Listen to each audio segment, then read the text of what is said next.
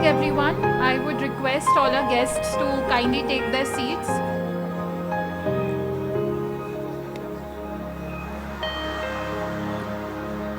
Ushers, I would request you to kindly facilitate our guests.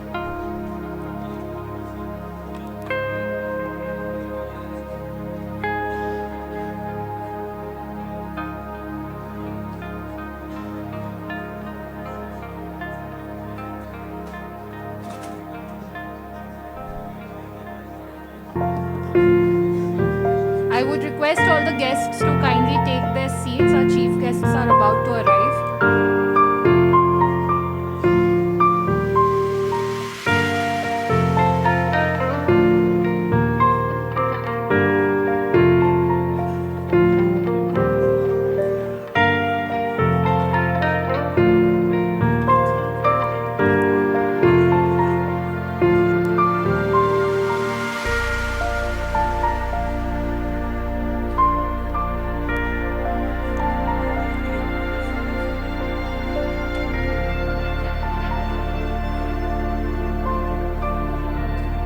A very good morning to all of you. On behalf of the IBBI, I extend a warm welcome to all the distinguished invitees on the 7th annual day of the Insolvency and Bankruptcy Board of India. We are honored to have with us today our distinguished guests on the dais. I extend a hearty welcome to Honorable Chairperson, National Company Law Appellate Tribunal, Justice Ashok Bhushan, Honorable President, National Company Law Tribunal, Chief Justice Retired, Shri Sudhakar, Secretary, Ministry of Corporate Affairs, Dr. Manoj Govil, Chairperson, IBBI, Shri Ravi Mittal, Whole-Time Member, IBBI, Shri Sudhakar Shukla, and Whole-Time Member, IBBI, Shri Jayanti Prasad. I would also like to welcome honorable members of the NCLAT and NCLT, members of the Governing Board of IBBI, secretaries to the Government of India, experts of various committees and working groups of IBBI, senior officers from the MCA, Department of Economic Affairs and other ministries and departments, chairmen and managing directors of IPAs, IPE, IU and RBOs, IPs and registered valuers, students and faculty of the postgraduate insolvency program, and all professionals who have joined us today. Thank you to one and all for joining IBBI celebrations. We begin today's program with the lighting of the ceremonial lamp. May I request the dignitaries on the dais to kindly light the lamp.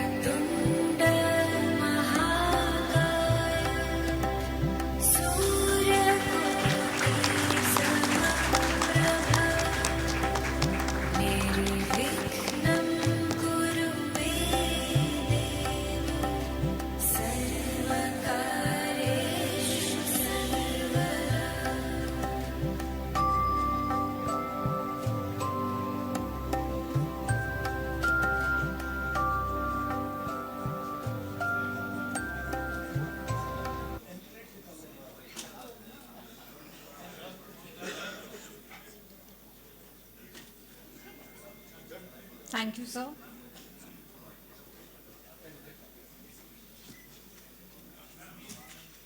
As a token of our gratitude, we would like to present plant saplings to our esteemed dignitaries on the dais. Our gratitude to Honorable Chairperson, NCLAT Justice Ashok Bhushan.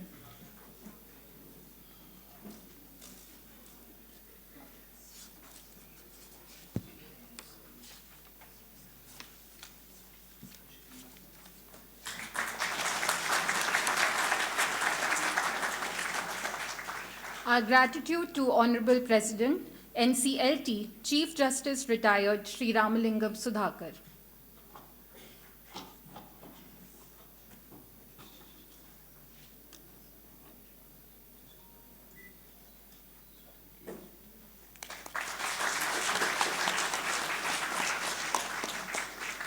Many thanks to Secretary MCA Dr. Manoj Govil.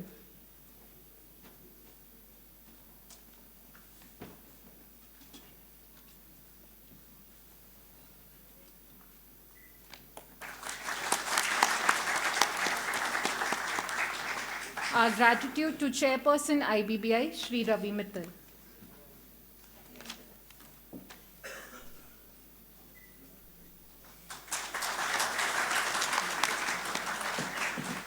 Thank you to whole-time member, Shri Sudhakar Shukla.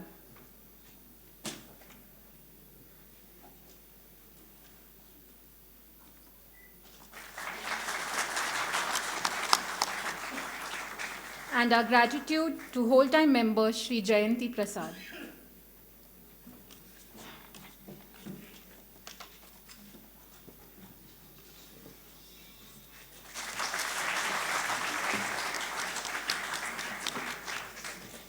May I now request Chairperson IBBI Shri Ravi Mittal to kindly deliver the welcome address.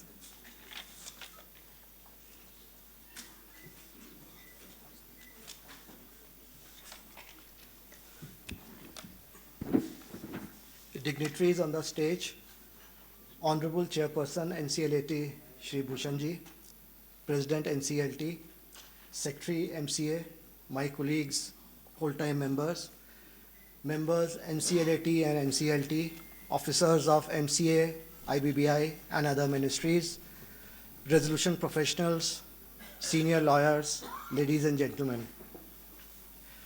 IBBI was set up on 1st October 2016, and since then we have been celebrating our annual day every year on 1st October. So this is our 7th annual day function, and I welcome all of you to this function today. During the last 7 years, IBC has achieved great progress. I would say that we can classify this progress into two parts, direct and indirect. If you look at the direct benefit of IBC, it has led to a direct recovery of more than 3 lakh crores to the creditors. And this 3 lakh crores is very important because every rupee that a creditor gets, he can lend 10 times more. So 3 lakh crores means that we have, or IBC has enabled the creditors to lend 30 lakh crores, which it should be seen in that respect. It has also changed the debtor-creditor relationship. Accounts of more than 9 lakh crores have been settled due to a change in the debtor-creditor relationship. And more than that, IBC is one of the factors as to why the bank NPAs are coming down. The NPAs today are at a record 3.9%, record less. I'm not at about 3.9%. And in a recent meeting in Mumbai, I was told that in the next 1 year, they should come down to about 3.5, 3.6%. Now, this I think is a great achievement of IBC. Now, it is commonly said that IBC is not a recovery mechanism. It is a resolution mechanism. NECLAT and NCLT both have passed several orders saying that it is not a recovery mechanism. And to understand as to what has happened due to IBC, we got a study done. We asked IIM Ahmedabad to do a study. And their study shows that the accounts which have been resolved, the market cap of these accounts have gone up from 2 lakh crores to 6 lakh crores. The sales figures have increased by more than 75%, and so on and so forth. So what I want to say is that after resolution, all the companies which have been resolved are doing very well. So this is a very big contribution of IBC, and this contribution has led to a growth in the economy. Now, IBC, the critics of IBC often say that there are delays in IBC, but I think the glass is half full or half empty. If you compare it with other resolution mechanisms which we had before IBC, I think we have not done bad. But even if we look at the delays that are happening, you know, in the first 5 years, about 500 resolutions happened, 495 I think. So about 500 resolutions happened. Last year, the educating authorities did 185 resolutions. So what does this mean? From 100 to 185, an 80% increase. I mean, this is commendable by any any comparison. 80% increase in resolution last year. Last year, the direct recovery was more than 51,000 crores. Now this is more than the recovery under all other means combined. Just think about what IBC is doing. And you know, last year the educating authorities did 80% more. This year it is even better. Till August, about 135 resolutions have already happened. What does this mean? I don't have the full figures of September. I really don't have, but my guess is that we would have done 145 to 150 till yesterday, if that is correct. We will end this year with 300 resolutions. So, from 100 resolutions 2 years back,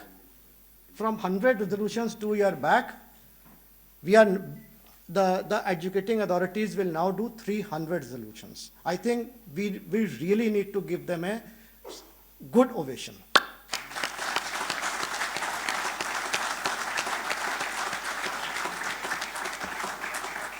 You know, recently I had gone to a meeting in Mumbai, and there also we were talking of delays.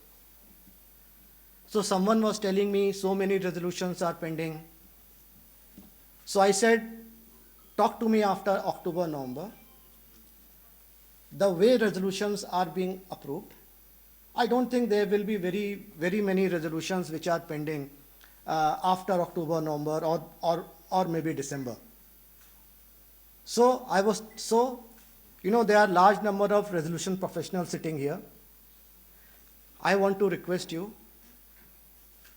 please increase your speed, because the educating authority has already increased their speed. So now we have to increase our speed.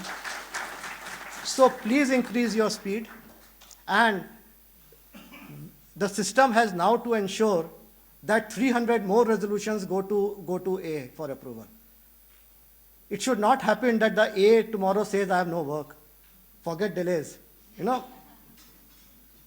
So we should try to improve our working now. Try to send more resolutions to A for approval, so that this thing about delays goes away. Last year, IBBI had also done some work in terms of changes in regulations to help A in achieving more. We have regular meetings with the educating authorities, with NCLT, we get inputs from them, and we try and help them through regulations so that their time goes for important things and not for routine things. And I'll just give you an example and then close. You know, a large number of IAs are filed in NCLT regarding claims. People submit claims late, and if 30, 40, 50 people, 50 creditors submit claims late, then what happens is 50 IAs are filed, and the A has to take a decision on 40, 50 As. So now what we have done is we have said that the resolution professional can make a list of all these 40, 50 claims that he has received late, file one application with the NCLT and take approval. You know, this will reduce the time taken, improve our working. So we are doing these kind of things. We have constant interactions not with NCLT and with resolution professionals, and we'll continue this work. We have issued a discussion paper on Friday. We will be issuing 3-4 more discussion papers this week. This week means today, Sunday, means the next week. We'll be issuing 3-4 more discussion papers. And all our discussion papers have only one aim: reducing delays. So with that, I thank all of you for coming to this function. Thank you very much.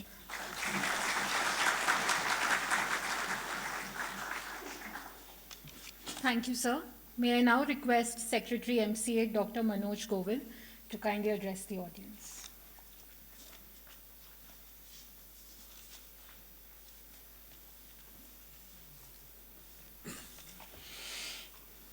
Honorable Chairperson Appellate, Honorable President Justice Sudhakar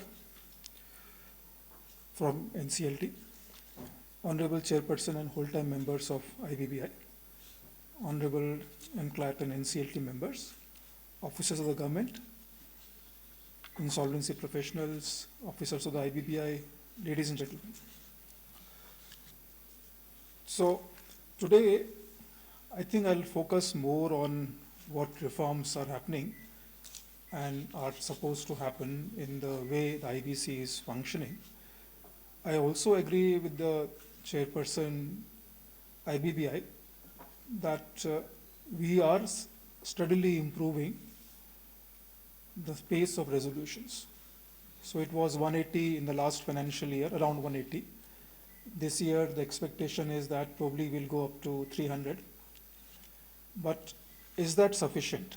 So let's say we have 300, 400 resolutions per year. Is that, would that be able to unclog the pipeline? So we did some study and we found out that around 5,000 new cases are filed every year.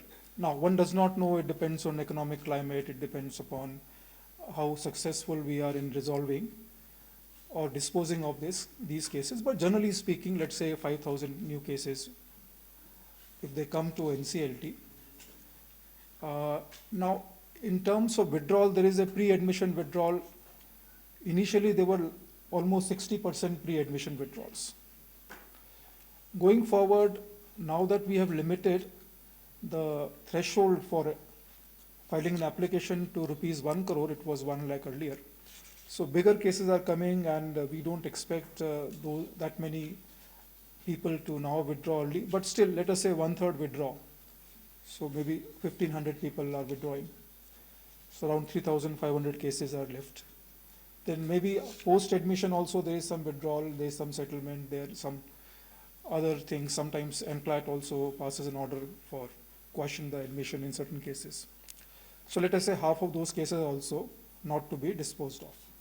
Still, we have to dispose of around 1,500 cases.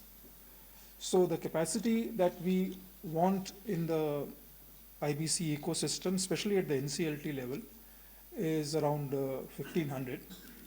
Now, with the increase which we are expecting this year, 300, there's still a large gap. Now, one could also argue that once you start resolving 1,500 cases per year, maybe in future the number of cases will go down still. I think we should have a capacity of at least 1,000. Now, how do you increase capacity?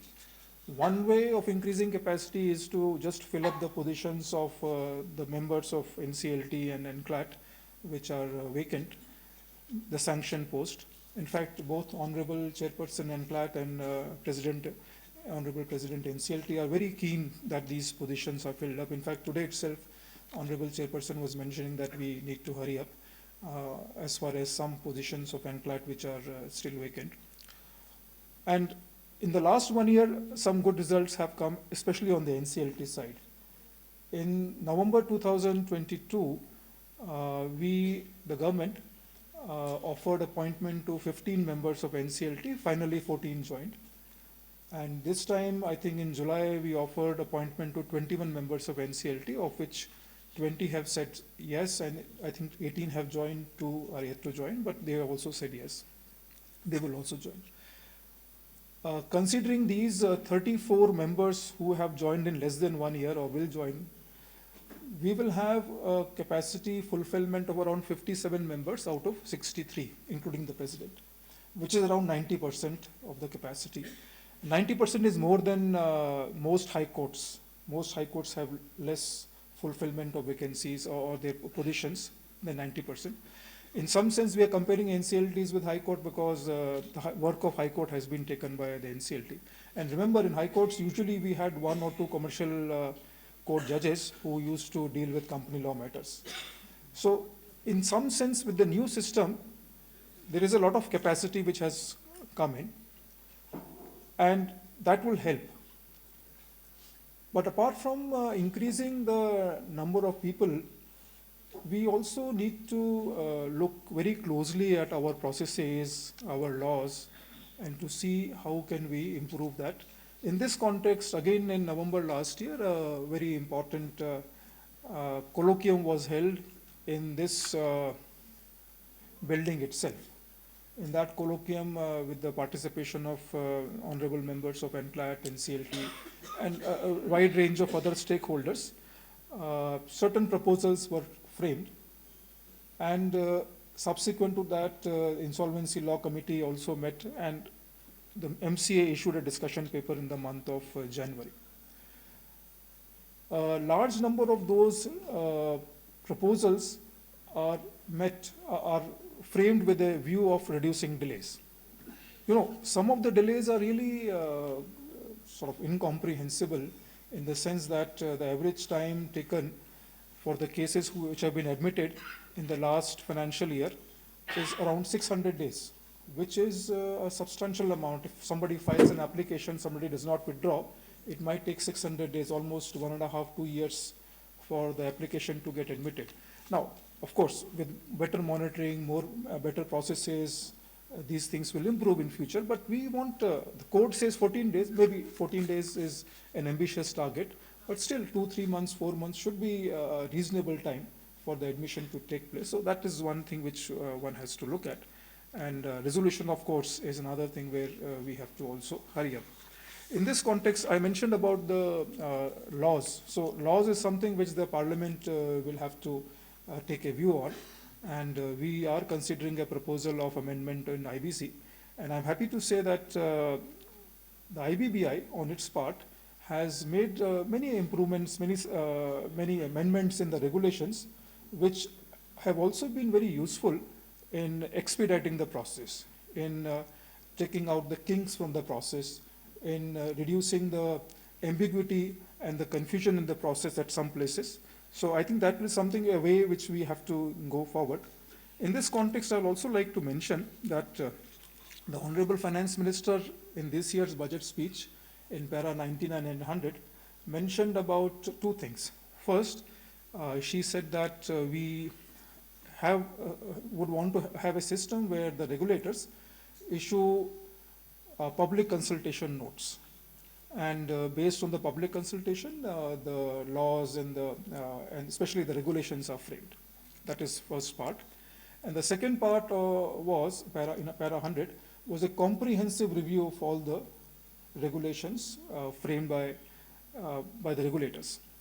So in this context, the IBBI already started the process of comprehensive review, and I'm happy to say that as far as public consultation is concerned, amendments in regulation are concerned, they are very quick in making the regulations amended wherever there is a need, there is a scope, and there is a public demand.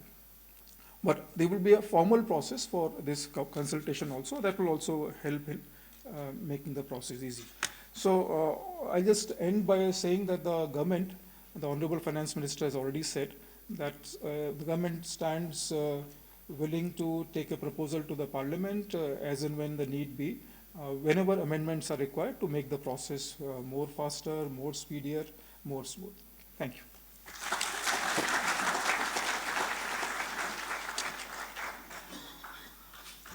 Thank you, sir.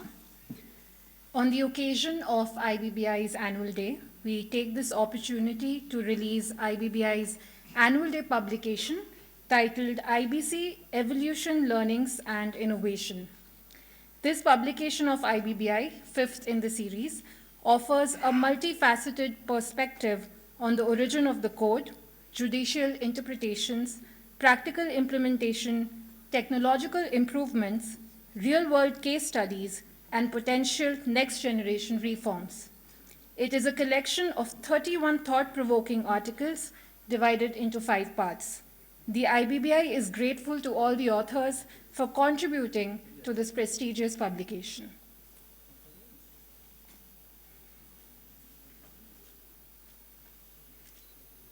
I request the dignitaries on the dais to kindly unveil the publication.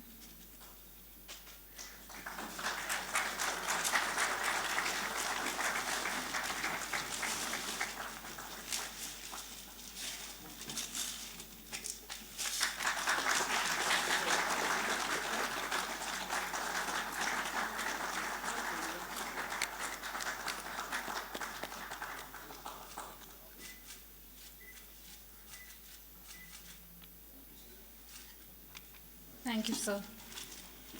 We move to the release of the next publication of IBBI titled Nav Drishti, Emerging Ideas on IBC. The publication is a pristine collection of research papers from leading academicians and practitioners presented at the second International Research Conference on Insolvency and Bankruptcy held in association with IIM Bangalore in February 2023. Of the 39 exemplary papers that were presented at the conference, this publication is a compendium of 30 papers. The research studies published in this compendium throw light on contemporary issues in the insolvency space, including predicting insolvency and use of AI-based applications and outcomes under the code. I request the dignitaries on the dais to kindly unveil the publication.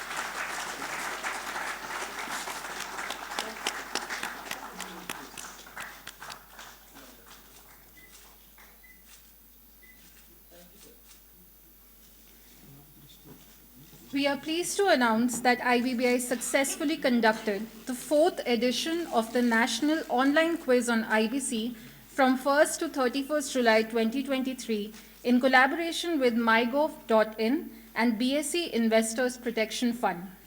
The online quiz was intended to further promote awareness and understanding of the code among various stakeholders.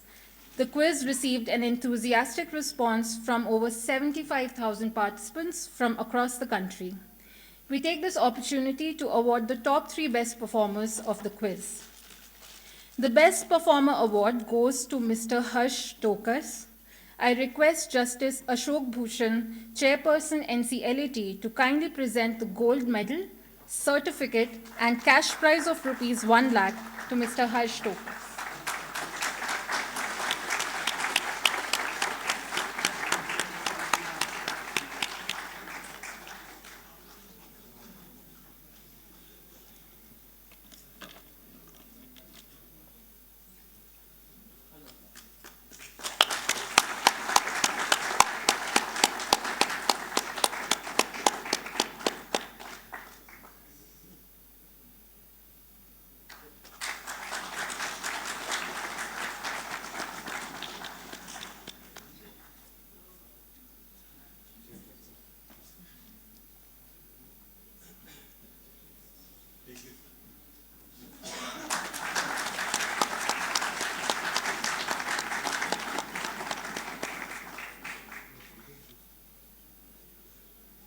The second Best Performer Award goes to Ms. Riya Negi. May I request Chief Justice Retired Shri Ramalingam Sudhakar sir to kindly present the silver medal, certificate and cash prize of rupees 50,000 to Ms. Negi.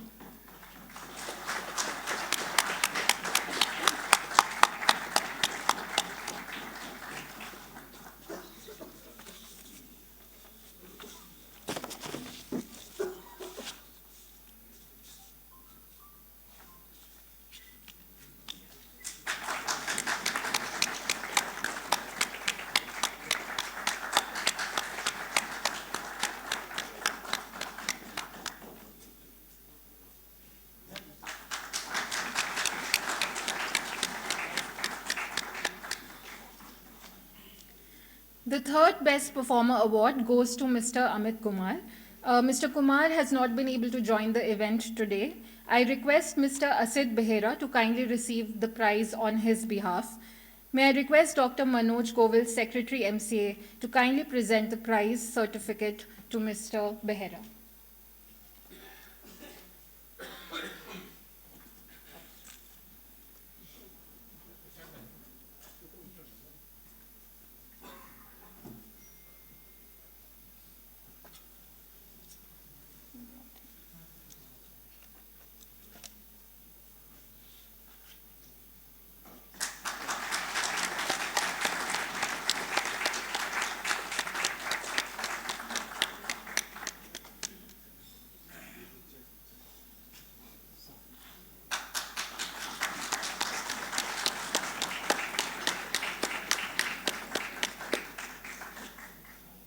Thank you, sir.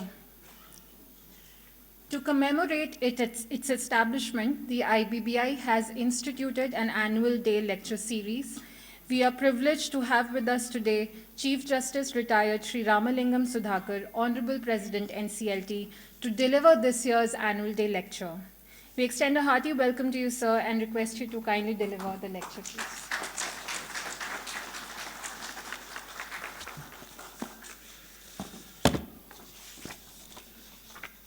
A very warm good morning to all of you.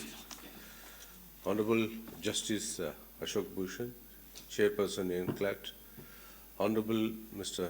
Manoj Govil, Secretary, Ministry of Corporate Affairs, Honorable Shri Ravi Mittal, Chairperson IBBI, Honorable members of the INCLAT, Honorable and dear brothers and sisters of NCLT present here, senior officials of the government, the board of directors of the IBBI, and the IPs, legal members of legal fraternity, officers of NCLT and NCLAT, law research team, which I find in large numbers. It's a very wonderful day, though it's 1st of October, everybody has assembled here to be part of the 7th annual day celebrations of the Insolvency and Bankruptcy Board of India. Many more happy returns of this day and best wishes to IBBI.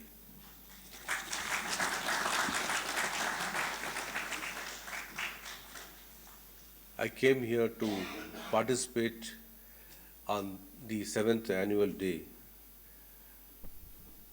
and I now got a lot of rewards and allocates from Chairman of IBBI and also good words from Honorable Secretary MCA.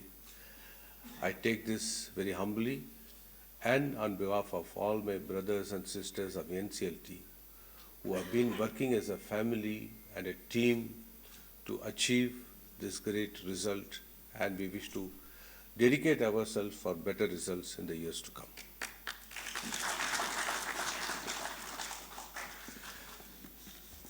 There are two books which are released today. One is Evolution, that is IBC, then Learning, which we are doing now every day, and Innovation is what we are going to do in the future, and that is why we are meeting again and again to rededicate ourselves to innovate and to make IBC a workable code, which has been now recognized as one of the best working codes in the world after my recent visit to Tokyo on a conference of Insol, I presented a part of it with his emerging ideas of the report of IIM Ahmedabad, and the participants were stunned to see the result. And that is the benefit, that is the code, and that is our team. And one more thing which I impressed upon them, which is not there in other jurisdiction in the same way as we have. Please remember this. In judiciary, we always say there are three pillars in the constitution. One is the judiciary, executive, and the parliament. For the code also, we have three pillars. One is the ministry, the other is the regulator, IBBI, and the third is the adjudicator. I told the August Assembly there that the three pillars working in unison have created something which is workable. And that was the takeaway of the conference in Tokyo, because they appreciated the way it was working in India. So thanks to the three pillars, the code is now a reality. Now, having said that, according to Nobel laureate Professor Joseph Stiglitz, anybody who knows about capitalism knows that bankruptcy is an essential part of capitalism. Hence, one of the important economic freedoms that is required for business to prosper and leave the space when they are not doing well for reasons beyond their control is the freedom to exit the business in a legal manner. The journey of reforming the existing institutional structure to address this issue of providing freedom of exit for the company started with the enactment of the Insolvency and Bankruptcy Code in 2016. At the outset, I congratulate the Chairperson and members of the IBBI for their exemplary leadership in shaping the insolvency and bankruptcy regime in India, and we are here to celebrate the part that the board has played in it. In a short span of 7 years of its existence, the Insolvency and Bankruptcy Code has established the supremacy of market and the rule of law, and professionalized the process of stressed asset resolution. For providing freedom to exit, to rescuing companies in financial distress, to helping creditors realize their dues, and most importantly, bringing about a behavioral change among the debtors and creditors alike, the list of achievement of the code is a long one. IBBI is proactively taking steps to strengthen insolvency framework and make the resolution process under the code more efficient and effective by amending the regulation from time to time. The intent behind bringing insolvency and the code enacted in the year 2016 has proved to be a comprehensive one-step solution for resolving the insolvency of corporate businesses. This greatest reform legislation has a profound impact which is felt across the business environment both in India and across the globe. The objective of the Insolvency and Bankruptcy Code. IBBI has taken a keen interest by constantly following the objective of the code, remained focused on its charted path. The code was proposed with the objective of reorganization and insolvency resolution of corporate person, partnership firms, individuals in a time-bound manner for maximizing of the value of assets of such person, to promote entrepreneurship, availability of credit, and balance the interest of all stakeholders. Keeping in mind the objective as enshrined in the code as an adjudicator, NCLT has also been instrumental in effective implementation and success of the IBC for orderly growth of the corporate sector. National Company Law Tribunal is a sound institution resolving a variety of cases inter alia real estate builders, home buyers, disputes in India. Although real estate regulatory authority exists in most states, the cases of real estate developers, bankruptcy and insolvency were resolved by NCLT under the code. The variety of corporates in distress and the resolution plan approved speak of volumes of the code and its stakeholders. The mandate of insolvency law and its goal require adjudication of issues by NCLT not on the basis of technical questions of law but after considering policy intention and unique principles on which the law is enacted. 7 years of IBC. The constant endeavor of the government and the Insolvency and Bankruptcy Board to urgently address the upcoming challenges has transformed IBC into a future-ready and relevant in time legislation. The code has seen a roller coaster ride to the betterment since its inception through an interplay of various forces, including legislative and regulative initiatives, and complemented by timely judicial intervention at every critical stage of its journey, and it helped remove bottlenecks and increase the efficacy of the resolution process. Despite certain challenges faced so far, it deserves to be recognized that IBC has significantly contributed to the improvement of India ranking in the ease of doing business over the years. Other key positive indicators include improved percentage growth in overall recovery as compared to conventional recovery modes under SARFAESI, DRT, or liquidation by high courts, a feat that has been attained under the code within a short span of 7 years. Overall, the resolution under IBC witnessed greater transparency in the process driven by market-led forces, thereby enhancing investors' faith in the whole process.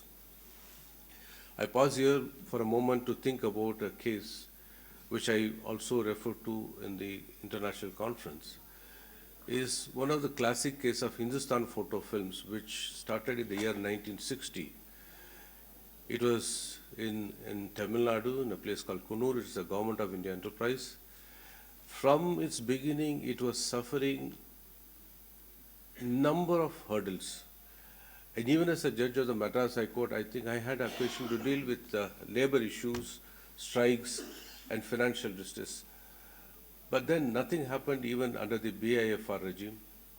Then somewhere in 2017, it went to liquidation before the Madras High Court. Nothing happened. But in 2022, a bank filed Section 7 against this state-owned enterprise, and within 270 days, the case got resolved.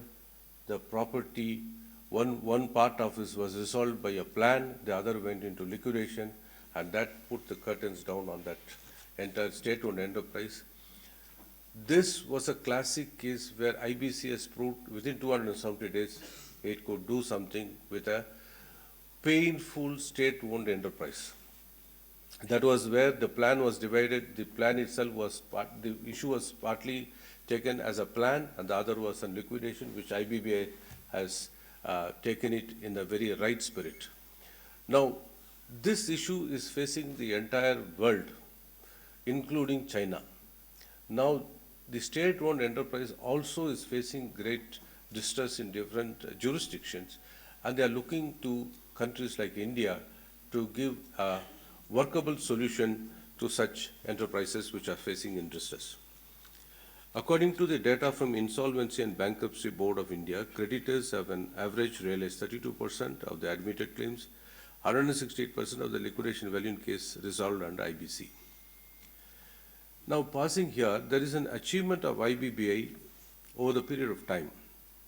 The proactive regulatory intervention by IBBI shows its keenness to ease the compliance burden on service providers and to cut short the timelines wherever feasible. Considering the paramount significance of information availability in case of distressed corporate debtors, the IBBI amended various regulations to facilitate submission of information at the time of filing, admission, as well as during the process by various stakeholders. IBBI has released consultation papers inviting suggestions to reduce delay on CRP under IBC framework.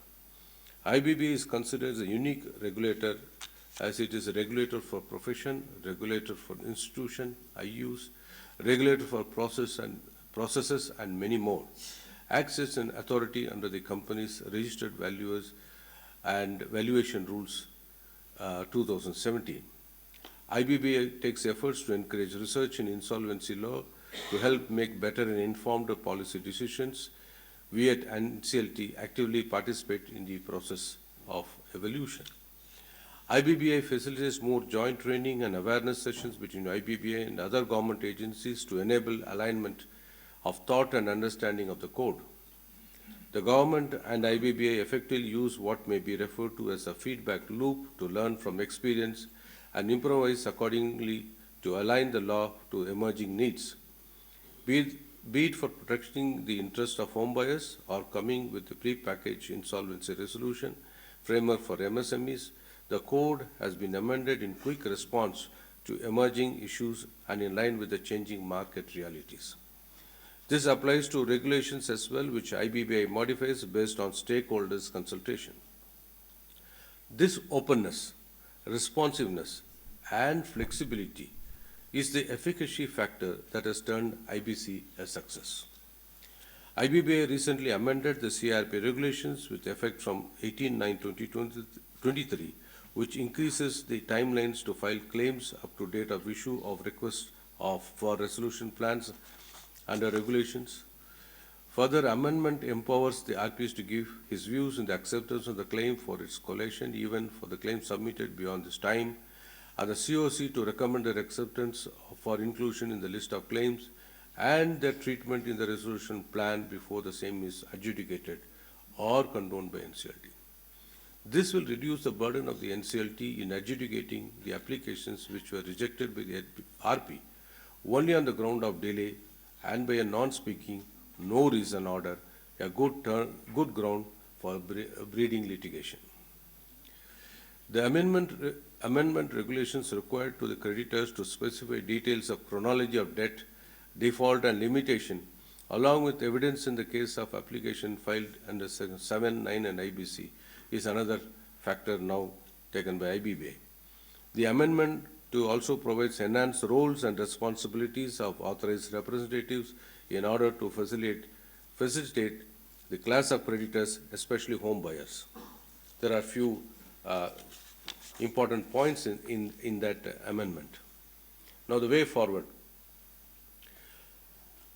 After having seen a bigger resolutions of different kind, we are now entering a phase where the real challenge would be to resolve a very important sector, mostly the MSME sector. In the speech made by the Home Minister in the last 2 days, if I'm correct, I think it was some Chambers program, the Honorable Home Minister was highlighting that MSME should play a very pivotal role in the micro and macroeconomics of the corporate world, and they should come forward with more of R&D and also take part in the national building. Now, post the COVID, it has been shown very evidently that MSMEs are in great distress. I recently picked up a distress signal from a boiler unit in Trichy. And also with the help of my brother's members, I was able to find that MSME really needs a helping hand. The next phase of evolution in IBC should be to fine-tune areas like personal insolvency and pre-pack regime. After analyzing a few pre-pack cases along with my brother judges and the nature of process that goes with the filing of pre-pack applications, and with the able assistance of my brother members, I was able to draw a plan for creating an effective interface for the benefit of MSME in distress. It will be a first of the kind program to be conducted region/state-wise to aid and guide MSMEs in distress. It will have the active participation of the government, the IBBI, the lead bankers of the state in the region dealing with the MSME departments of the union and the state, the field level officers, collectors of the jurisdiction, industries department dealing with MSMEs to be on a broad platform. This will enable better reach of the MSMEs in distress and will achieve the objective of the Ministry of Corporate Affairs and the Honorable Finance Minister, who is very keen to address the difficulty faced by MSMEs in the backdrop of pre-pack legislation. I may here pause for a moment to state that in the next hall or the room, Honorable Finance Minister on the last year told us very clearly, please do something on prepackaged and MSMEs. This was the clarion call given by the Honorable Finance Minister. And though it takes 1 year, but still we are now at the next stage of moving forward on this issue. The next core issue, according to me, will be the prepack as a way forward. This is tested globally and proven. I say with certainty because every other jurisdiction have taken this prepack as one of the prime movers in insolvency regime. My recent experience in Tokyo affirms the view that prepackage is one of the best way forward. Existing systems are to be examined and upgraded in order to have a futuristic state-of-art platform capable of handling voluminous data. The data models and database design may be modified if required to ensure single source. An incremental approach is proposed for the development of comprehensive overarching technology platform for the insolvency ecosystem. The system should be AI-enabled with proper decision support system and must have technology-aided review, TAR, for integrated case management system. Artificial intelligence, which will also be considered for suitable deployment as a part of future contours in the insolvency ecosystem. AI-enabled centralized e-platform dealing with IBC cases for admission to resolution is to be developed for case management before NCLT. An AI-enabled platform of NCLT needs to handle all processes including delivery of notices, fixing of hearings and aiding in passing of orders in admission and rejection under 7 and 9 of the code with minimum human interface is another area of focus. Further, the IBC platform will also need to be linked to IT systems of other institutions such as GST with respect to verification of goods and services provided by operational creditors to the company so that the claims can flow directly and the transaction of the claimants can be verified easily.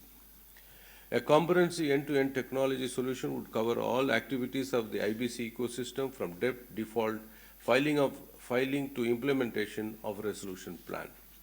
It will increase the efficiency of the whole system by providing a single source truth to all players. It will greatly facilitate the NCLT to establish facts and decide quickly with improved outcomes in terms of time and realization in line with the vision of Digital India. The status of cases in NCLT in respect of Section 7, 10 and 9 have already been tabulated, which is also available in the system. We find that Section 7, the adjudication is about 86%, Section 9 is 90%, and the numbers have already been indicated by our chairman of IBBI. The statistics are encouraging and show emerging trends in IBC.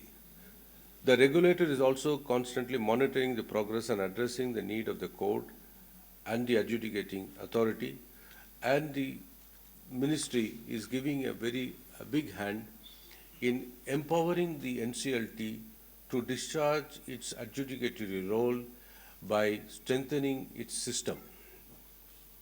With the cooperation of all stakeholders, which is unique in IBC, great results have been felt and are achievable in the future. With a view to enhance the efficacy of insolvency resolution process under the code, the Government of India, Ministry of Corporate Affairs, and the IBBI have been continually making concerted efforts to overcome barriers of the code, reaping dividends by resolution. On this 7th annual day, I congratulate the chairman, the whole-time members, of the board, and other officers, staff of NCLT, of IBBI, for their rich contribution in the field of insolvency regime. Thank you, one and all.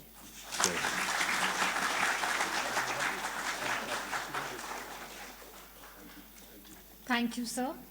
May I request our Chief Guest Justice Ashok Bhushan, Honorable Chairperson NCLAT, to kindly deliver the keynote address.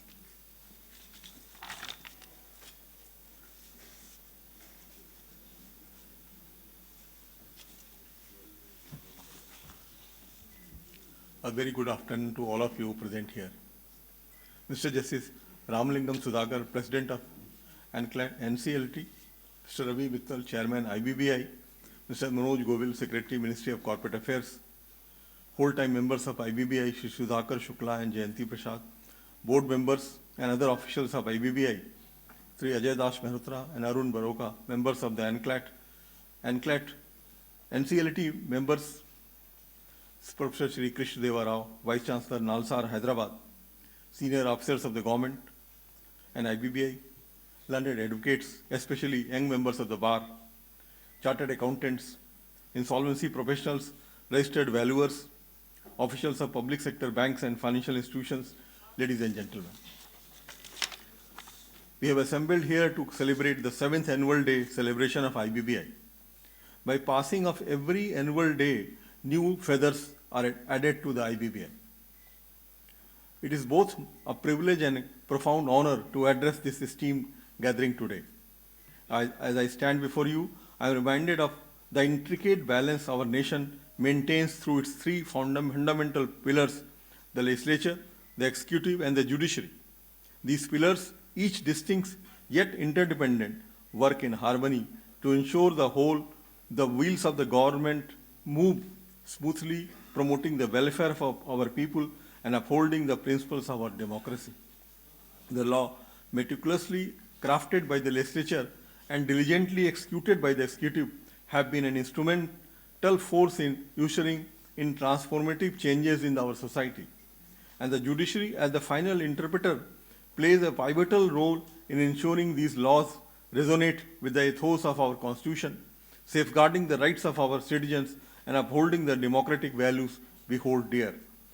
In the area of efficient insolvency resolution in India, a breakthrough was reached with an introduction of the Insolvency and Bankruptcy Code 2016, which stands as a shining example of this collaborative governance. This landmark legislation marked a significant stride in refining the credit culture of our nation. The IBC, with the transformative provisions, has addressed challenges faced by the populace, institutionalized the insolvency process, and offered a transparent and dignified exit path for businesses. However, as with any legislation, no matter how comprehensive, there exists the potential for misuse. Over the years since the IBC's inception, stakeholders have observed certain areas of concern and potential loopholes. It is essential to recognize that the process of refining and perfecting social and economic legislation is an ongoing one. To bring into a perspective the historical context behind the inception of the IBC, it is imperative to mention that the journey onwards a consolidated insolvency and bankruptcy framework in India has had its root in the country's evolving economic and legal history. Before the introduction of the Insolvency and Bankruptcy Code 2016, India's insolvency landscape was fragmented, governed by patchwork of laws that often led to inefficiencies and prolonged resolution. The need for a unified framework became increasingly evident as India integrated more deeply with the global economy. Businesses and investors sought predictability, transparency, and efficiency, attributes that were often lacking in the existing insolvency regime. When we look globally, countries like UK, USA, and Australia have long established insolvency frameworks that prioritize swift resolution and value maximization. For instance, the regime of the USA allows companies to reorganize and rehabilitate, ensuring business continuity while balancing the interest of creditors. Similarly, the UK's insolvency regime, which its focus on rescue and recovery, has been lauded for its efficiency and fairness. Drawing inspiration from these global best practices and recognizing the unique challenges and nuances of the Indian business landscape, the IBC was conceptualized. It aimed to provide a holistic solution to insolvency and bankruptcy, ensuring that resolutions are timely, maximize value, and balance the interest of all stakeholders. The IB's introduction marked a significant departure from the past, signaling India's commitment to creating a business-friendly environment that aligns with global standards. It was not just a legal reform, but a reflection of India's evolving economic aspirations and its place in the global economic order. Let us now dwell into why the IBC came into existence and the role that was assigned to the ANCLAT within its framework. The Insolvency and Bankruptcy Code emerged from pressing need to consolidate and reform India's insolvency and bankruptcy landscape. Before the IBC's advent, the nation grappled with a fragmented legal framework that often led to prolonged and inefficient insolvency proceedings. Multiple laws, each addressing different facets of insolvency and bankruptcy, coexisted, leading to complexities, overlaps, and at times contradictions. The IBC was envisioned to address these challenges, providing a unified and comprehensive framework that would ensure timely resolutions of insolvency and bankruptcy cases.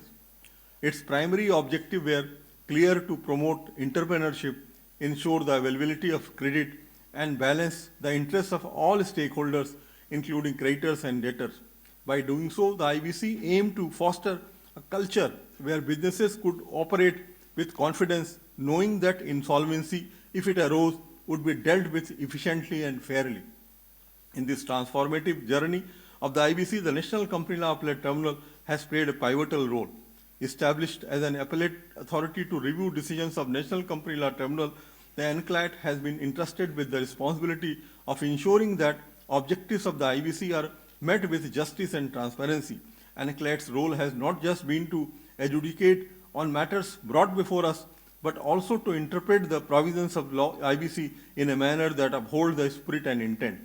Over the years, ANCLAT has witnessed a myriad of cases, each presenting its own set of challenges and complexities. Though its judgment, ANCLAT through provide clarity on various provisions of IBC, set procedures that guide future proceedings and ensure that rights of all stakeholders are protected. ANCLAT's decisions have often required maintaining a delicate balance between the letter of the law and broader economic implications, always keeping in mind the overreaching goal of IBC to ensure a robust and efficient insolvency and bankruptcy regime in India. In a sense, like the IBC led the foundation for reformed insolvency landscape, ANCLAT, through its role as an appellate authority, has been instrumental in shaping and refining this landscape, ensuring that IBC's vision is translated into reality. I would now like to enumerate before this gathering the various positive outcomes of the code. These are: first, streamlining of procedure. Before the IBC, the insolvency process in India was scattered across multiple laws and forums. This fragmented approach often resulted in overlaps and conflicts, causing procedural delays and uncertainties. The IBC is consolidated and simplified these processes, bringing them under a single unified code. This has facilitated faster resolution and reduced complexity. Another positive outcome brought forth by the code is timely resolution of cases. The IBC introduced strict timelines for the completion of the insolvency resolution process. Ideally, the entire process from admission of the implication to the final resolution should be completed within 330 days, including any legal challenges. This time-bound approach is aimed at preserving the value of the debtor's assets and ensuring that stakeholders are not left in a limbo indefinitely. The code prioritizes the resolution of a company over its liquidation by setting clear stages for decision-making, from the formation of a committee of creditors to the invitation and approval of a resolution plan. The code tries to ensure that entities have genuine chance of revival within a stipulated time frame. Yet another positive outcome brought forth by the code is timely improving creditors' confidence. The IBC has improved the confidence of creditors as they now have a clearer and more predictable mechanism for recovering their dues in case of default, with a defined responsibility of revival of corporate debtor as first and foremost objective. This increased confidence has led to lending to businesses and individuals, facilitating economic activities and growth. Next comes the paradigm shift brought forth in debtors' behavior. Knowing that there is a robust mechanism in place prompts business owners to better manage their finances and avoid insolvency proceedings. This is evident from the fact that till May 2023, about 25,000 565 application for initiation of CIRP having underlying default of 8.23 lakhs crore were resolved before their admission. Thus, IBC has brought about credit discipline amongst businesses and there is a positive behavioral change among promoters. Then there is a boost to credit flows by ensuring that lenders recover their money more reliably and in a timely manner. The IBC has encouraged the flow of credit in the economy. With the increased confidence in the system, financial institutions are more inclined to lend, supporting businesses and economic growth. This is also evident from the fact that on 30th June 2023, the creditors realized 2.92 lakhs crores under the resolution plan in 720 cases.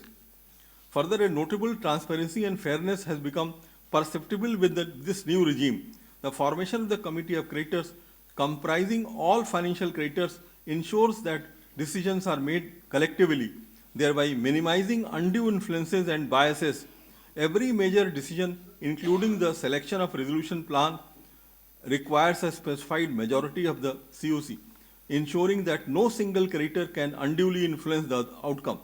This ensures collective decision-making and promotes transparency. Resolution professionals entrusted with managing the corporate debtor during the insolvency process are required to make periodic relationship and cost disclosures to the IPA with which they are registered. The code also introduced Section 29A to keep away errant promoters from gaining access to the CD by making them ineligible to submit resolution plans in the insolvency process. The board also comes out with periodic update through quarterly newsletters, annual reports, etc., by which stakeholders are able to gauge the efficacy of the process and outcome. Then there is also the protection offered to the micro, small and medium enterprises. The IBC recognizes that unique challenges faced by MSMEs and provides provisions tailored for them, ensuring they are not unduly burdened by the insolvency process. Section 240A of the code provides a special dispensation to MSMEs by which the provisions of ineligibility under Section 29A does not apply to it. Further, the newly introduced PPIRP, which is a specialized insolvency framework for MSME, is also gaining traction slowly, and 6 cases admitted so far, of which 2 cases have already been resolved. Additionally, a notable highlight of the current regime is the higher recovery rate. Before the introduction of IBC, banks and financial institutions in India often faced low recovery rates on defaulted loans. The erstwhile convoluted and protracted insolvency processes made it difficult to recover a significant portion of the dues, leading to mounting non-performing assets and weakened balance sheets of these institutions. IBC's clear time-bound process facilitates quicker and more efficient resolution, thereby enhancing the potential amount recoverable by creditors. The code promotes a market-driven mechanism where assets of the defaulting firm can attract competitive bids, leading to better realization of value.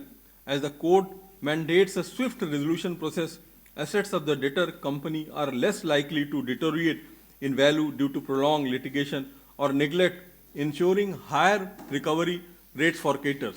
The strict provisions and timelines of the IBC also act as a deterrent for potential defaulter. In addition, there is a notable reduction in non-performing assets. High levels of NPA had long been a concern for the Indian banking sector. The IBC's time-bound resolution process has made it quicker for banks to address and resolve bad loans rather than letting them accumulate and further deteriorate their balance sheets. With the IBCs in place, banks have been able to substantially reduce their NPAs by recovering dues from defaulting borrowers. RBI's report on trend and progress of banking in India 2021-22 indicates that percentage of claims scheduled commercial banks have been able to recover 23.8% of the amount involved through IBC for financial year 21-22. In terms of the total amount recovered by SCBs, IBC has been the leading forum vis-a-vis other channels of recovery. Further, with the enforcement of IBC code and more disciplined approach to credit disbursements, NPA fell to a 10-year low of 3.9% in March 23. Moreover, there is also a push towards the promotion of entrepreneurship. Entrepreneurship drives innovations, generates employment, and pushes economic growth. However, for a vibrant entrepreneurial ecosystem, it is essential that entrepreneurs are allowed to take calculated risk without the fear of long-term repercussions in case of genuine business failures. The IBC strikes a balance between resolving insolvencies and promoting entrepreneurship. While it ensures accountability for dishonest failures, it also recognizes that not all businesses' failure arise from fraudulent practices. This understanding removes the stigma associated with insolvency. Before the IBC existing, a business in India was a long and cumbersome process. With IBC's clear guidelines, entrepreneurs now have an efficient exit mechanism in cases their ventures does not succeed, allowing them to move on to other projects faster. Knowing that there is a systematic way to handle businesses, failures might encourage entrepreneurs to take more calculated risk, vital for innovation and growth. Further, there is a notable elevation in India's global ranking. The World Bank's erstwhile Doing Business report was an annually published report which ranked economics in case of doing business based on various parameters. Determining how conducive the regulatory environment is to start and operate of a firm, one of the crucial parameters in this report is resolving insolvency, which assesses the efficiency, timelines, and cost effectiveness of insolvency proceeding in different countries. A better ranking in this report is often seen as a reflection of a country's business-friendly environment and can significantly influence foreign investment and international collaboration. Post the introduction of IBC, India's ranking in the World Bank's state ease of doing business, particularly in the resolving insolvency parameters, showed a significant improvement. Over a period, India's rank moved from 136 to 52 in terms of resolving insolvency parameter. In terms of the World Bank's data, the overall recovery rate for creditors jumped from 26.0 to 71.6% on the dollar, and the time taken for resolving insolvency also came down significantly from 4.3 years to 1.6 years. India is now by far the best performer in South Asia on the resolving insolvency component and does better than average for Organization for Economic Cooperation and Development. High income economics in terms of recovery rates, time taken and cost of CIRP. In the Global Innovative Index, India's rank improved from 111 in 2017 to 47 in 2020 in ease of resolving insolvency. This highlights the global's recognition of the reform's effectiveness. The World Bank is in process of implementing a new corporate flagship Business Ready to assess the business and investment environment worldwide annually, which replaces the discontinued doing business report. It shall inter alia benchmark the economics on business insolvency parameters. It is essential that India continues to improve its insolvency system and processes to rank high and emerge as an attractive place for investment globally. We can also perceive boost to foreign investment made available under the present regime. The presence of a clear and predictable insolvency framework as provided by the IBC instill confidence in foreign investors. They can be assured that in the event of insolvency, there is a systematic approach in place to address it. The IBC emphasizes transparency in the resolution process. This transparency, including the role of resolution professionals and the rights of creditors, ensure that foreign investors are not kept in the dark and can make informed decisions. A structured insolvency resolution mechanism reduces the business risk associated with investment. Foreign investors, understanding that their rights and claims will be handled systematically, are more likely to invest in business in the country. India's improved ranking in the World Bank's Ease of Business report, especially in the resolving insolvency parameters post-IBC, also send a positive signal to foreign investors about the country's business environment. The Insolvency and Bankruptcy Code is a dynamic piece of legislation, and its effective application hinges on sound judicial interpretation. The judiciary, in its role as the guardian of the Constitution and the rule of law, has been instrumental in shaping the IBC's trajectory, ensuring its provisions align with broader constitutional principles and interest of justice. The role of judiciary includes, but is not limited to following parameters. Clarifying ambiguities. Like any comprehensive legislation, the IBC has had its share of ambiguities and areas of potential contentions.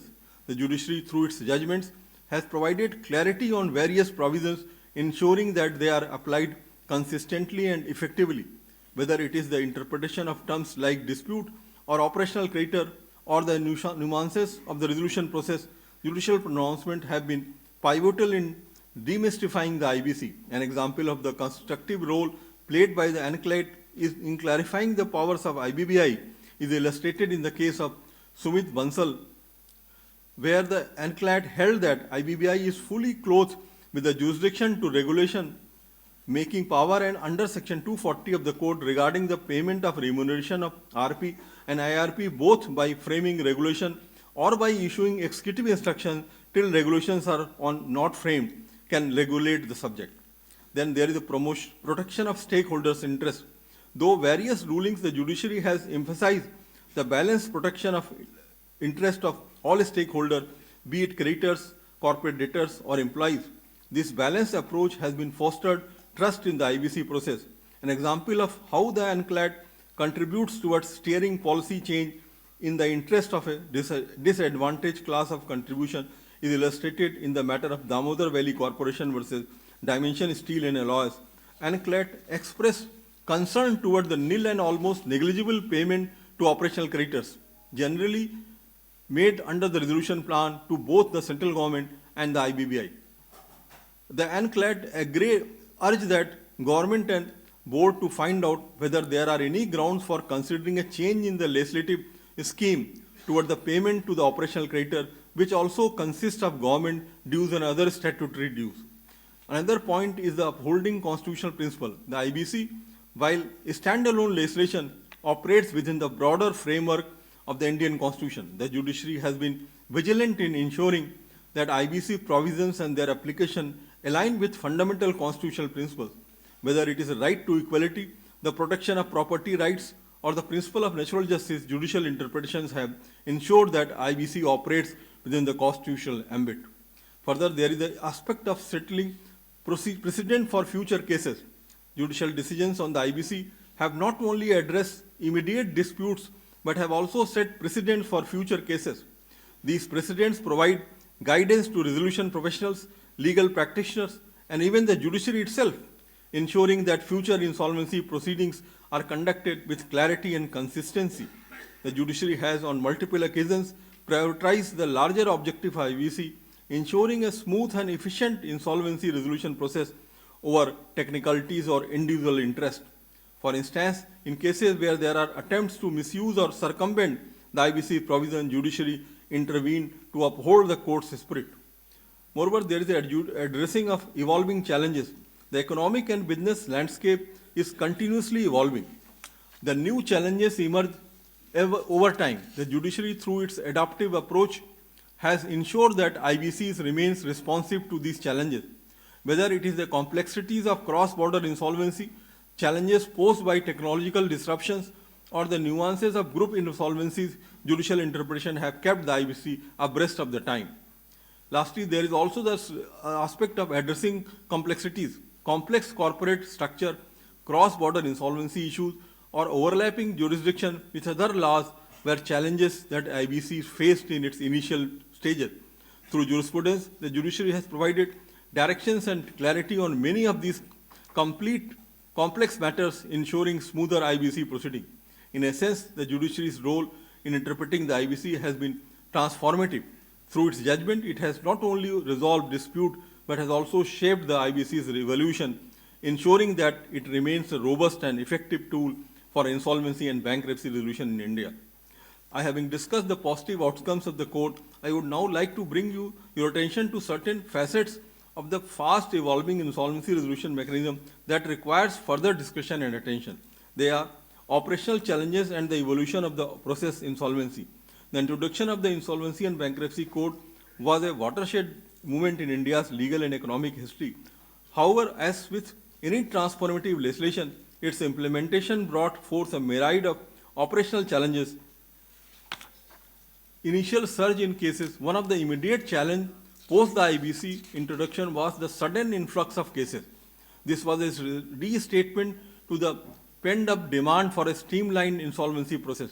National Company Law Tribunal had subsequently the National Company Law Appellate Tribunal found themselves at the forefront of this surge, tasked with handling a volume of cases that was unprecedented. This sudden increase underscored the need for robust infrastructure, efficient procedure, and a well-trained cadre of professionals to manage and adjudicate these cases effectively. The challenge of infrastructure and process enhancement, the existing infrastructure, both physical and technological, was initially overwhelmed by the sheer volume of cases. There was a pressing need to expand and modernize courtrooms, enhance technological systems for case management, and ensure efficient communication channels for all stakeholders involved. Over time, with concerted efforts, we witnessed significant improvement in this area, making the resolution process smoother and more efficient. The challenge of complexity of cases, multifaceted nature of many insolvency cases posed another challenge. Cases involving intricate financial structure, cross-border elements, or a large conglomerates demanded a nuanced understanding of not just domestic laws, but also international insolvency practices and conventions. And CLAT, in its role as an appellate authority, often found itself navigating these complexities, ensuring that judgments were both legally and sound and economically prudent.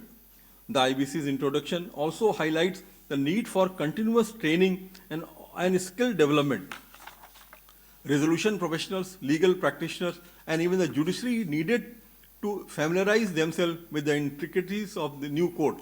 Workshops, seminars, and training programs became essential to ensure that all stakeholders were well equipped to handle IBC's related proceeding.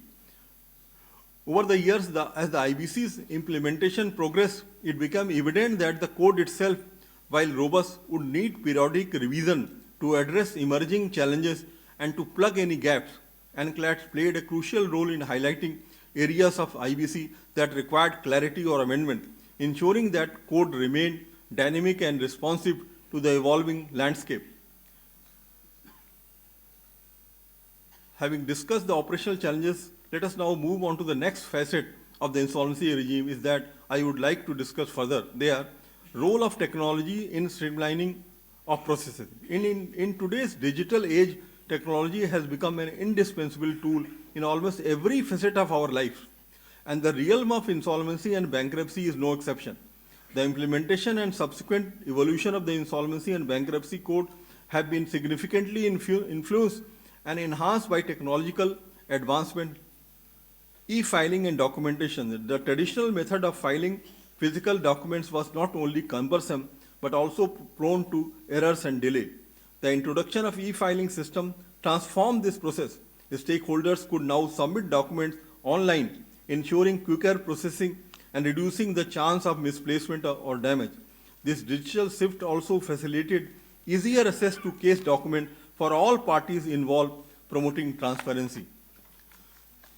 The recent global challenge, especially the COVID-19 pandemic, underscores the importance of virtual platform. Virtual hearing became an essential tool, ensuring that wheels of justice continued to turn even in the face of unprecedented challenges. These platforms are only ensured continuity, but also offered flexibility to stakeholders, reducing the need for physical presence and travel. In essence, technology has been a force multiplier in the implementation and evolution of the IBC. It has not only streamlined processes, but also introduced efficiencies and innovations that were previously unimaginable. Let us now move to the next facet of the insolvency. I would like to discuss our future challenges and the evolving landscape under IBC. The Insolvency and Bankruptcy Code has undeniably transformed India's insolvency landscape. However, as with any dynamic framework, it must adapt to the ever-changing economic and legal environment. Here are some anticipated challenges and the evolving landscape. The global economy is increasingly interconnected. Events like trade wars, pandemics, or financial crisis in one part of the world can have ripple effects in India. IBC will need to be agile to address challenges arising from such global uncertainties, ensuring timely and effective resolution of insolvency. Rapid technological advancement can render certain industries or businesses model obsolete.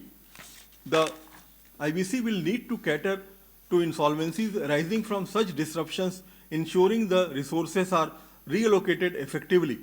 With Indian businesses expanding globally, cross-border insolvency will become more common. The IBC will need to align with international framework and conventions, ensuring seamless coordination between jurisdictions. Large conglomerates often have intricate corporate structure with multiple entities. Addressing group insolvencies where multiple entities have a group or undergoing insolvency will be a challenge. The IBC will need to evolve mechanism to handle such cases holistically. We now can proceed to discuss one last aspect that I believe need thoughtful consideration, and that is training and capacity building. The effective implementation of the Insolvency and Bankruptcy Code requires not just a robust legal framework, but also well-trained professionals who can navigate its complexities. Training and capacity building have been instrumental in ensuring the IBC's objectives are realized in practice. As the drivers of the insolvency resolution process, RPs require comprehensive training.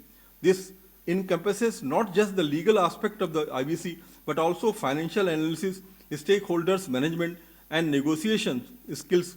Regular workshop, certification courses, and refresher program ensure that RPs are equipped to handle the challenges of insolvency proceedings. National Company Law Tribunal and the National Company Law Appellate Tribunal plays pivotal roles in the IBC implementation. Continuous training programs, seminars, and workshops ensure that judiciary is updated on the latest developments, interpretation, and best practices related to the IBC. Banks and financial institutions are key stakeholders in the insolvency process. Training programs tailored for them focus on early identification of stress assets, understanding the IBC's provisions, and effective participation in the committee of creditors. For corporate entities, understanding the IBC is crucial, not just for those facing insolvency, but also for potential requirers and investors. Tailored training program help corporate stakeholders navigate the IBC landscape, ensuring informed decision making. The IBC is a dynamic field, and academic research can offer valuable insight. Collaborations and universities and research institutions, coupled with a specialized course on insolvency and bankruptcy, can foster a culture of research and innovation. With the increasing globalization of business, understanding international insolvency regimes and best practices is crucial. Exchange programs, international workshops, and collaboration with global insolvency bodies can provide valuable cross-border perspective. As technology plays an increasingly significant role in insolvency proceeding, training on digital tools, e-filing system, and virtual hearing platforms become essential. This ensures that all stakeholders are adept to using technology to streamline and enhance the insolvency process. In conclusion, training and capacity building are not one-time initiative, but continuous endeavors. As the IBC evolves, training needs of stakeholders will also change. A proactive approach to training coupled with commitment to capacity building ensures that IBC remains an effective tool for insolvency and bankruptcy resolution in India. Finally, I would like to put forth some recommendation and the possible way forward. The Insolvency and Bankruptcy Code has made significant strides since its inception. However, like any evolving framework, there are always room for improvement. Based on the experience so far as the challenges anticipated, here are some recommendations and a vision for the way forward. The infrastructure of NCLT and NCLT needs further enhancement to handle the increasing caseload. This includes not just physical infrastructure, but also technological tools to streamline case management, e-filing, and virtual hearing. As the IBC evolves, the training needs of stakeholders will become more specialized. Tailored training modules for different stakeholders, from resolution professional to the judiciary, can ensure that they are equipped to handle specific challenges. With the increasing globalization of business, a comprehensive cross-border insolvency framework aligned with international conventions such as unilateral model law is essential. The IBC needs a clear framework to address group insolvencies, ensuring that insolvency proceedings for conglomerates with multiple entities are handled holistically. Regular consultation with stakeholders from financial institutions to corporate entities can provide valuable feedback, ensuring that IBC remains responsive to their needs. A periodic review of the IBC's provisions, perhaps once every few years, can ensure that the code remains aligned with changing economic and business landscape. Lastly, I would like to wrap up this speech with the conclusion that Insolvency and Bankruptcy Code represent a paradigm shift in India's approach to insolvency and bankruptcy. From its genesis to its current application, the IBC has been a testament to India's commitment to creating a robust, transparent, and efficient insolvency framework. Through various challenges, both operational and legal, IBC has emerged stronger thanks to the collective efforts of stakeholders, the guidance of the judiciary, and the vision of policymakers. However, the journey is far from over.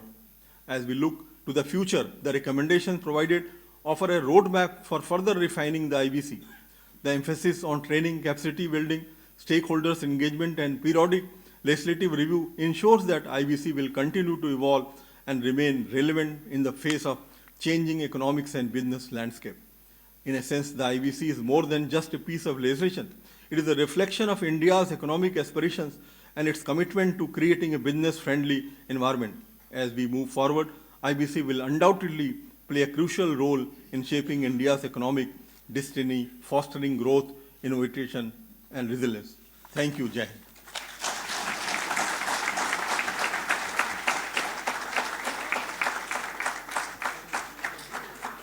Thank you, sir. May I now request whole-time member IBBI Shri Sudhakar Shukla to kindly propose the vote of thanks.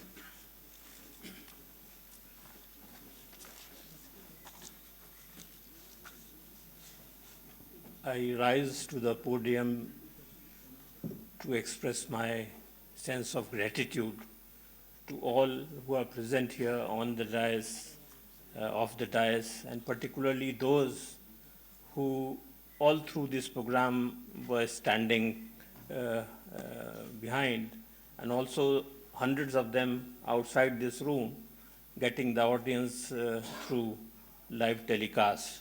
So I thought a big round of applause to them who,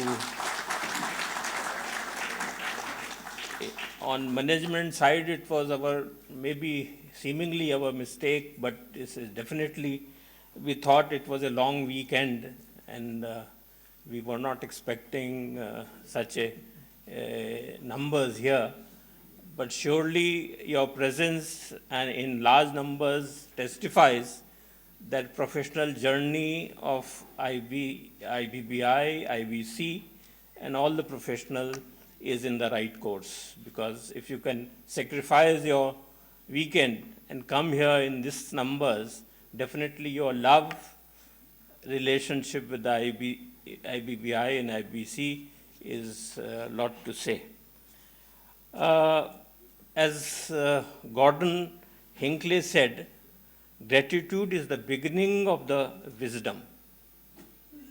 Stated differently, true wisdom cannot be obtained unless it is built on foundation of true humility and gratitude.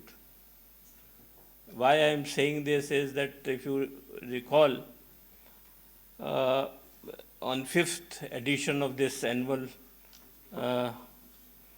day function, we also witnessed a annual day lecture from Dr. Vivek Debaroy, quoting from a Sanskrit verse from Subhashitam mentioned that days of infancy or infant status of IBBI is over.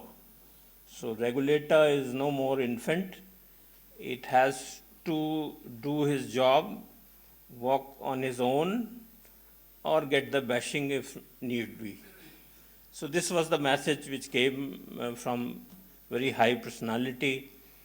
And in response, what we did, because this message was clear, that days of hand-holding are over, and in our drive towards maturity, behavioral change needed to be embraced by each and every stakeholders.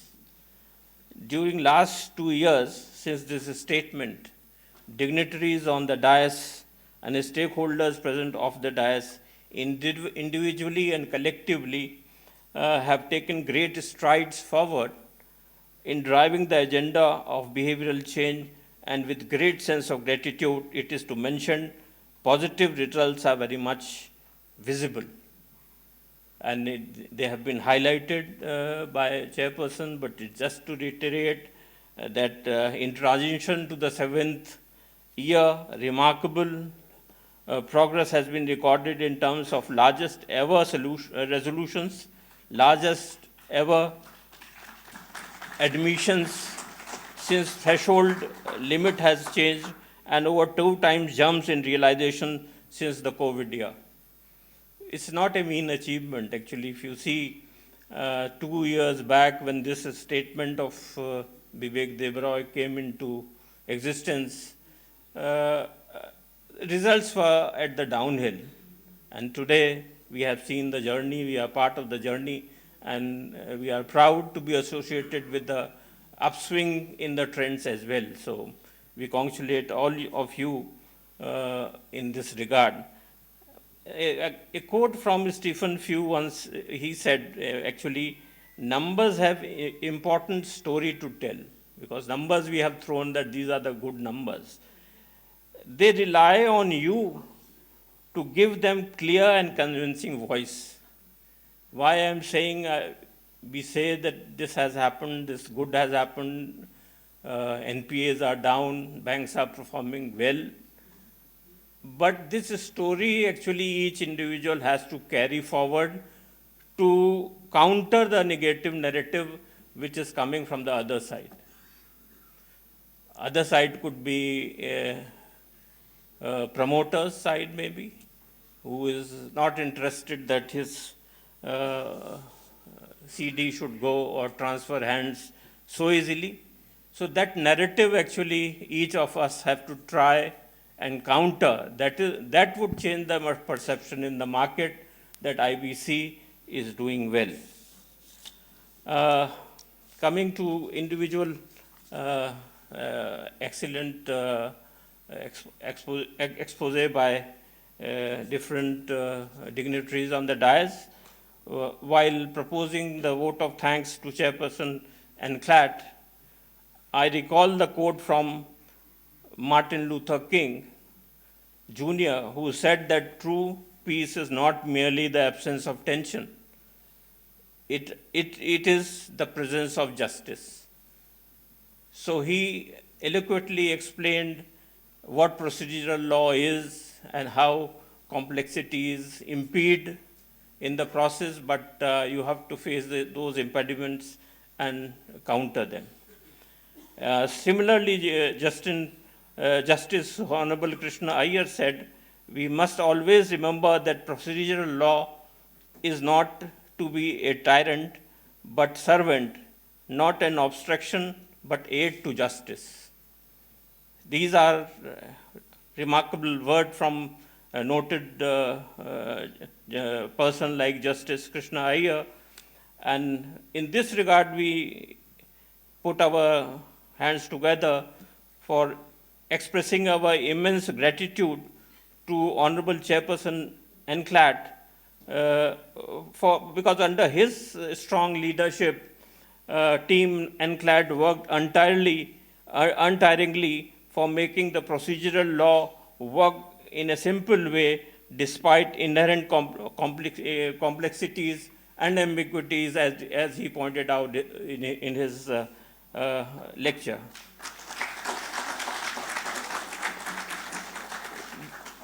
Often when we talk about data points, we restrict our analysis to NCLT data because those are the final results.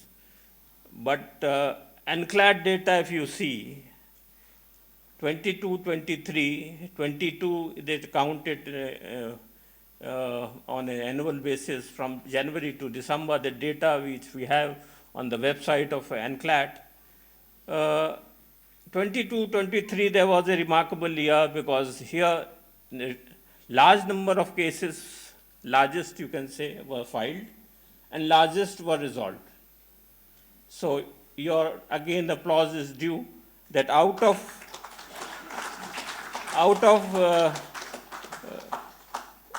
around 3,500 cases, 2,200 cases have been resolved in ANCLAT itself. And as he was saying, and he was very humble in saying so, these numbers are fascinating, but it is often said, quantitative approach just shows the numbers. It is the qualitative aspect which settles the jurisprudence. So this is the message from him, that qualitative aspects need to be given due recognition, and that is the one which we have to take forward in future in settling the cases under the IBC. So on behalf of the board, I thank Chairperson ANCLAT and his esteemed members, some of them are present here, for their outstanding contributions in providing fresh ideas and dealing with the spaghetti problems. Thank you very much, sir.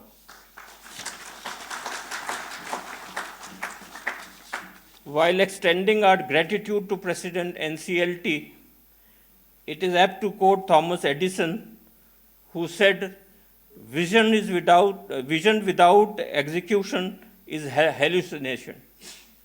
And this is very important because he always emphasizes the execution part more to see that IBC vision gets a reality.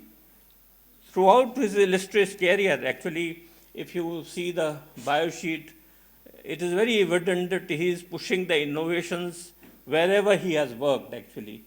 And as a member of Tamil Nadu State Judicial Academy, he actually drawn a program on redefining Generation Next legal practices. So we thought it was ahead of time that he was giving such concepts in those days when people were just busy in trying to get rid of backlogs and other things. But he was giving a vision that if you have to in future, if you have to deal with these cases expeditiously, innovative approaches have to come in. And as Chief Justice Jammu and Kashmir again, then he pushed for the actually e-court system in Jammu and Kashmir.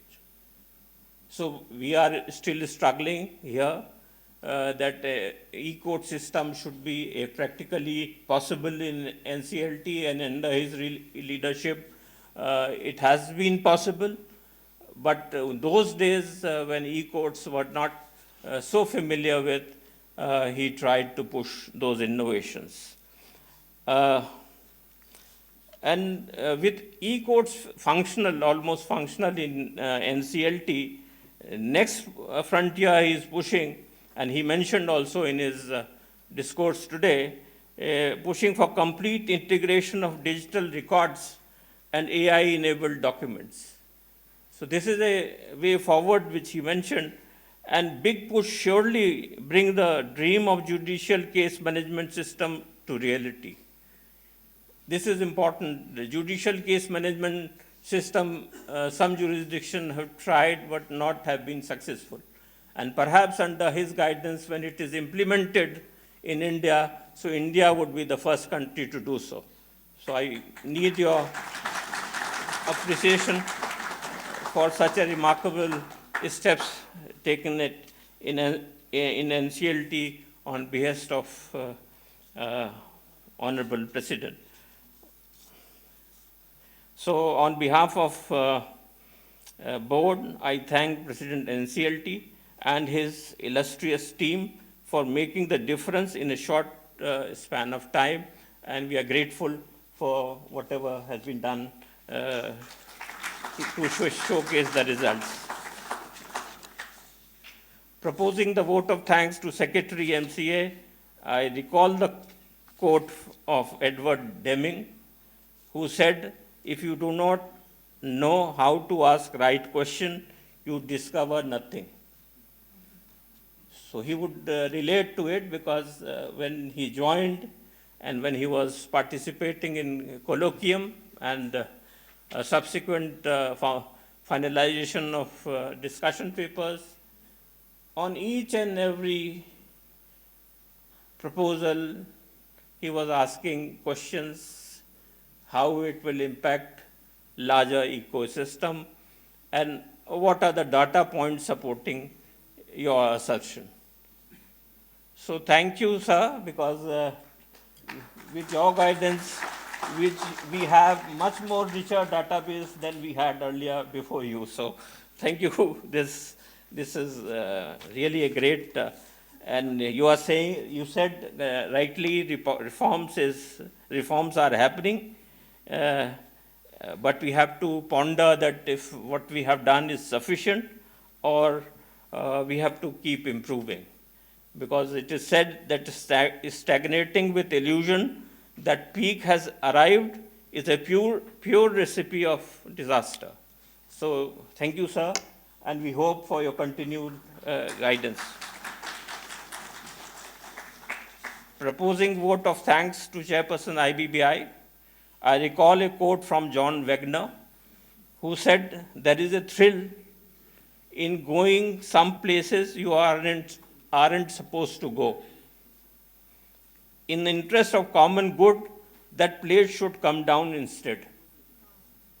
Because why I say this, many of us actually tried to convince him in so many ways that this is not the ordained path of code which we understand. So, but he emphasized that in larger common good, if something is to be done, and constraints can be handled subsequently. So such a guidance, I thought such a positive approach to IBC, and if you see the numbers, under his short stint with IBBI, 26 amendments in regulations have already happened.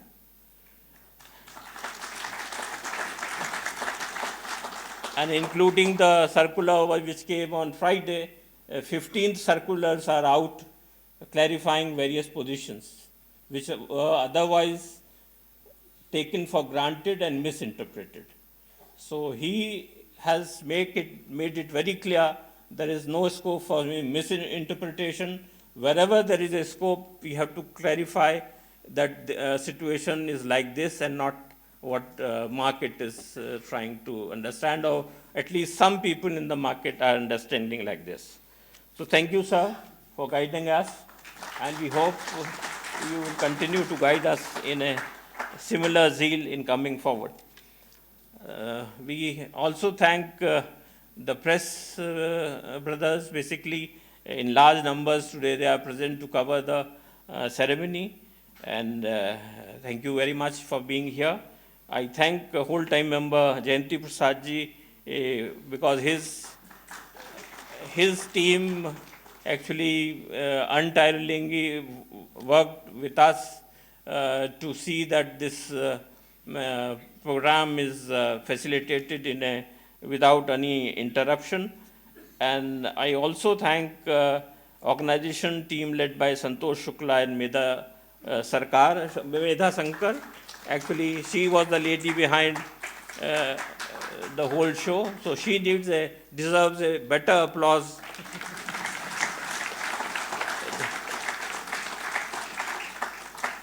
So with these words, I thank you, but I also request you, because after this, just after this, there would be national anthem. So please don't move till national anthem is played. Thank you very much.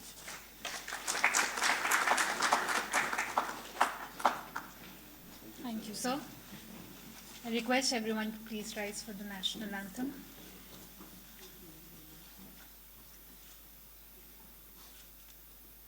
Jana गण मन अधिनायक जय हे भारत भाग्य विधाता पंजाब सिंध गुजरात मराठा द्राविड उत्कल बंगा विंध्य हिमाचल यमुना गंगा उच्चल जलधि तरंगा तव शुभ नामे जागे तव शुभ आशीष मांगे गाहे तव जय गाथा जन गण मंगलदायक जय हे भारत भाग्य विधाता जय हे जय हे जय हे जय जय जय जय हे